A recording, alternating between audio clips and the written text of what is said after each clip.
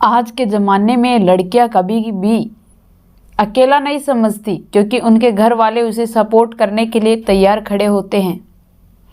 हर एक लड़की नौकरी करना चाहती है, अपने पैरों के ऊपर खड़ा होना चाहती है, सारी जिम्मेदारी उठाना चाहती है, हर एक लड़के के मुकाबले खड़ा होना चाहती है। लेकिन हमारे समाज के अंदर लड़कियां काम भी करती है, नौकरी भी करती है, घर का काम भी करती है, लेकिन फिर भी कई जगहों पर लड़कियां अनसेफ हैं। क्योंकि जब लड़कियां बाहर निकलती है, लड़कों के कंधों में कंधे मिलाकर चलती है, तो हमारे समाज के अंदर कुछ लोग ऐसे होते हैं कि उनका साथ देते हैं, कुछ लोग ऐसे होते हैं कि एक लड़की का जज्बा देखने के बाद भी, उसका हुनर देखने के बाद भी उसे तोड़ने की कोशिश करते हैं ताकि यह घर बैठ जाए। आखिरकार इंसान जो भी होता है, लड़का जो भी होता है, जो ये सब कुछ करते हैं, शायद उनके माँ बहन कोई तो उनके घर के अंदर सदस्य होगा। अगर उनके साथ कोई ऐसा करे तो उनको कैसा फील होगा, लेकिन वह लोग ऐसा कुछ नहीं सोचते। लेकिन हाँ, दूसरों की बहनों को छेड़ना उनकी फितरत की एक खूबी बन जाती है। नमस्कार दोस्तों, मैं Priyanka Yadav crime movement channel पर आपका हार्दिक स्वागत करती हूँ। आशा करती हूँ आप लोग खुश होंगे, स्वस्थ होंगे, अपना और अपनों का ख्याल रख रहे होंगे। आज की मेरी कहानी है एक श्वेता नाम की लड़की की।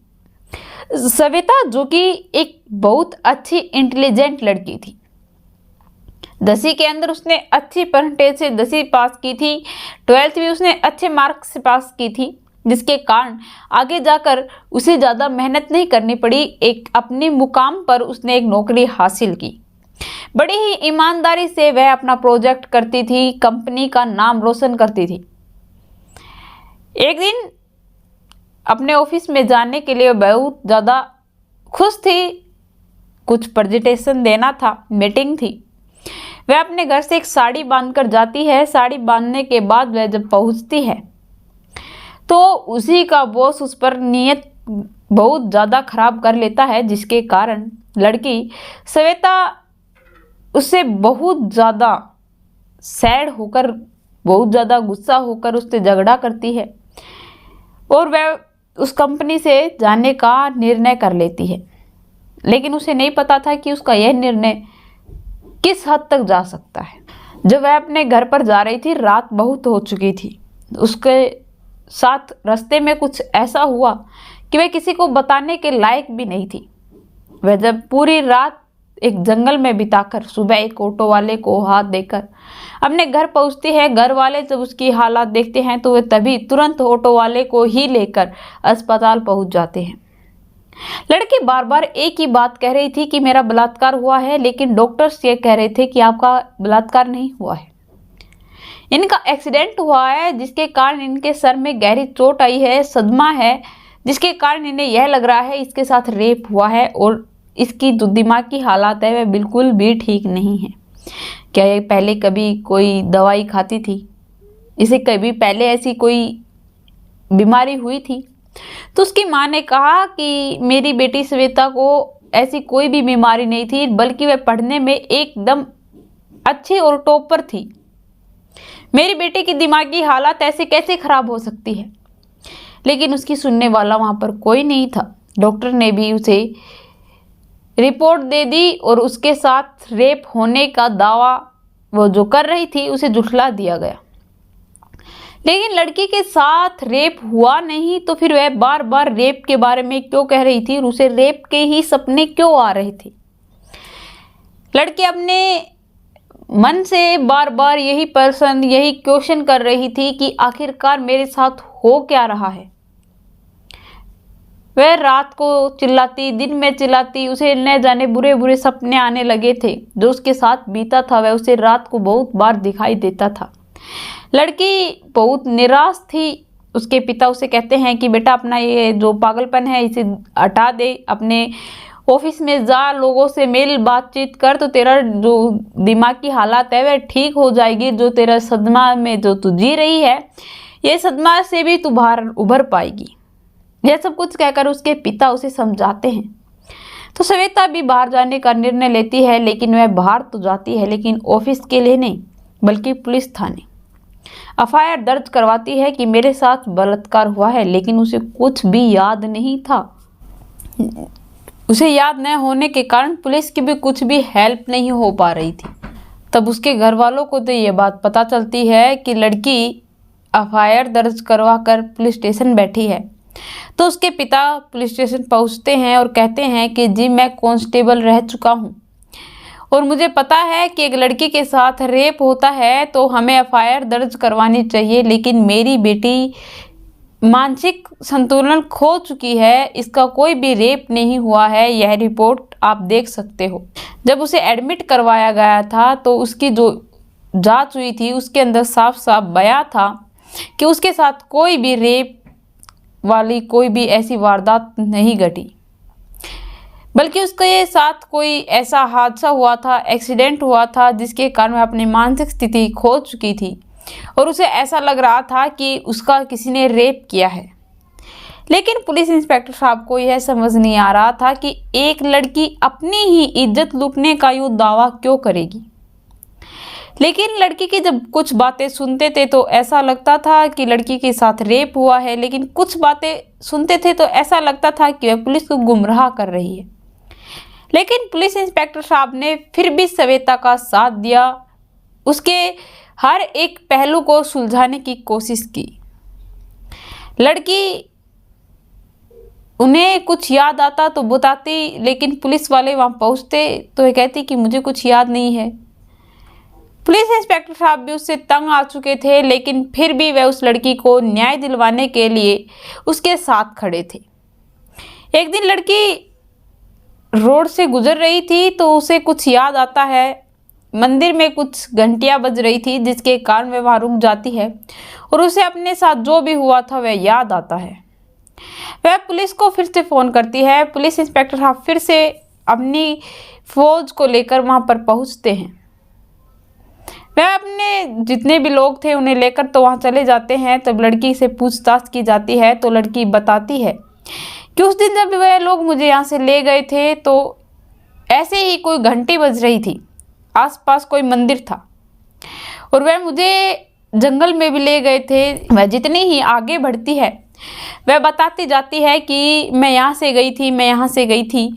आगे जाती है तो उसे अपनी एक वॉच मिलती है, फिर आगे चलती है तो सैंडल भी मिलती है और उससे आगे चलती है तो उसे अपना पर्स मिलता है। फिर वह वहाँ पर ज़ोर ज़ोर से रोने लग जाती है क्योंकि उसे सब कुछ याद आ चुका था।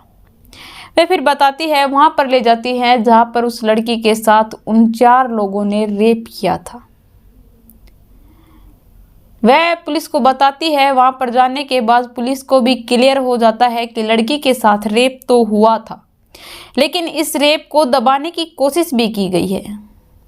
पुलिस इंस्पेक्टर साहब तुरंत अपनी कार्रवाई करते हैं। वहाँ पर उस डॉक्टर से जाकर मिलते हैं जिस डॉक्टर ने, जब वह उसके साथ ये सब कुछ घटित हुआ तब उस डॉक्टर ने यह झूठी रिपोर्ट क्यों बनाई कि इस लड़की के साथ ऐसा कुछ भी नहीं हुआ, जबकि उस लड़की के साथ रेप हुआ था। पुलिस ने अपनी इंक्वायरी की तो पता चलता है कि उन्हें किसी ने पैसे दिए थे, क्योंकि उसका पिता नहीं चाहता था कि यह सब कुछ उस लड़की को पता चले, बाहर वाले लोगों को पता चले, क्योंकि उसके एक बेटी और थी, उसकी शादी करनी थी। उसे डर था कि कहीं इसकी वजह से इसकी ज़िंदगी बर्बाद ना हो जाए, तो उसने यह झूठी रिपोर्ट बनवाकर अपनी बेटी को दिखाई। फिर वे बताते हैं कि मेरे दामाद, छोटे वाले जो दामाद है, उसने मुझ पर प्रेशर दिया था कि तुम्हें अगर इज्जत चाहिए और अपनी बेटी को अपने घर से विदा करना है तो आपको अपनी बेटी का साथ नहीं देना।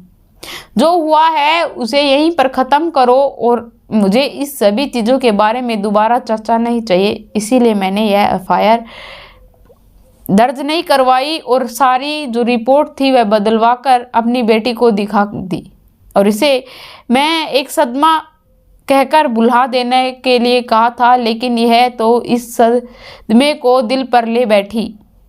तभी पुलिस इंस्पेक्टर साहब कहते हैं कि एक लड़की की इज्जत कितनी कीमती होती है यह एक पिता को पता होता है, लेकिन आपने ऐसा कैसे कर दिया, हमें समझ नहीं आ रहा। लेकिन पुलिस को इतना पता चलने के बाद भी अब भी उन लोगों के पास कोई भी प्रूफ नहीं था कि वह लोग थे कौन, क्योंकि उस लड़की ने उनको देखा नहीं। उसे यह तो पता था कि उसका रेप वहाँ हुआ था, न तो कार का नंबर ही उसे याद था, न कुछ और कोई डिटेल उसे याद थी। फिर उसके ड्राइवर जो कि उसे छोड़ने के लिए वहाँ से ऑफिस से उसे छोड़ने के लिए घर के लिए रवाना हुआ था, वह उसे रास्ते में ही उतारने के बाद ठेके के बाहर सीसीटीवी के अंदर शराब की बोतल खरीदते हुए नजर आ रहा था, क्योंकि उसने यह झूठ बोला था कि मेरे कार में पेट्रोल ख़त्म हो गया है, जबकि वहाँ से बहुत दूर जाने के बाद वह ठेका आता था तो वह वहाँ पर कैसे पहुँचा।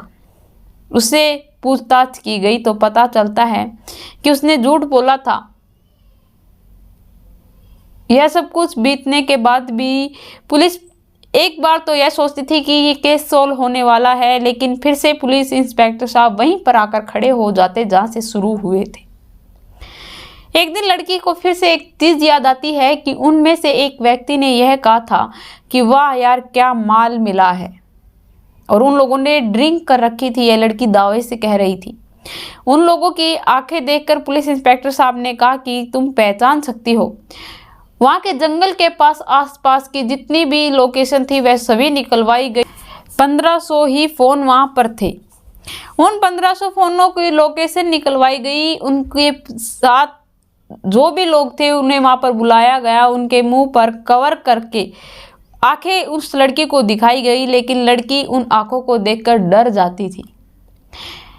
पुलिस भी तंग आ चुकी थी, क्योंकि उसकी केस की जितनी हो सके जल्द से जल्द वह हर एक डिटेल निकालना चाहती थी, लेकिन लड़की घबराई हुई थी। वह नहीं बता पा रही थी कि उसके साथ किसने क्या किया। तभी उसे याद आता है कि किसी ने कुछ बोला था, तो पुलिस इंस्पेक्टर साहब ने कहा कि अगर तुम्हें वह आवाज़ फिर से सुनाई दे तो क्या तुम उसे पहचान सकती हो। तो लड़की दावे से कहती है कि हाँ मैं वह आवाज़ पहचान लूँगी। तो हर एक जो वहाँ पर लाइव लोकेशन उन लोगों की आ रही थी उन्हें गिरफ्तार कर कर लाया जाता है, और हर एक इंसान से वही बात में बुलवाई जाती है कि वाह यार आज क्या माल मिला है, क्या अच्छी लड़की मिली है। यह सब कुछ जब उन लोगों से बुलवाया जाता है तो एक लड़का जो कि उससे पहचान में आ जाता है। जब वह लड़का पहचान में आ जाता है तो पुलिस उसे जल्द से जल्द गिरफ्तार करती है। पकड़ने के बाद उसे रिमांड पर लेती है। रिमांड पर लेने के बाद उसे उन 3 लोगों के बारे में और पूछताछ करती है जिसने उनके साथ मिलकर उस लड़की का बलात्कार किया था। उन तीनों लोगों का नाम वह बड़ी आसानी से उगल देता है, क्योंकि उसे पता था कि अब तू पकड़ा गया और अगर तू अब कुछ भी चालाकी करेगा तो तू बचने वाला नहीं है। वह लोग एक नहीं बल्कि न जाने कितनी लड़कियों के साथ यह सब कुछ कर चुके थे, उन लोगों ने यह खुद बताया था। वहाँ के आसपास के थानों में ऐसे कई केसेस पेंडिंग थे कि यहाँ पर जाने वाली जंगल के अंदर लड़कियों को ले जाकर बलात्कार किया जाता है। उन लोगों ने उस लड़की को मारने की भी कोशिश की गई, लेकिन वह बच गई, जिसके कारण वह पुलिस तक पहुँच गई और उन लोगों को गिरफ्तार करवा दिया। तभी पुलिस इंस्पेक्टर साहब कहने लगे कि अगर हम उस दिन आपकी बात पर विश्वास नहीं करते तो शायद आज यह लोग भी ऐसे ही बाइज्जत रिहा घूम रहे होते।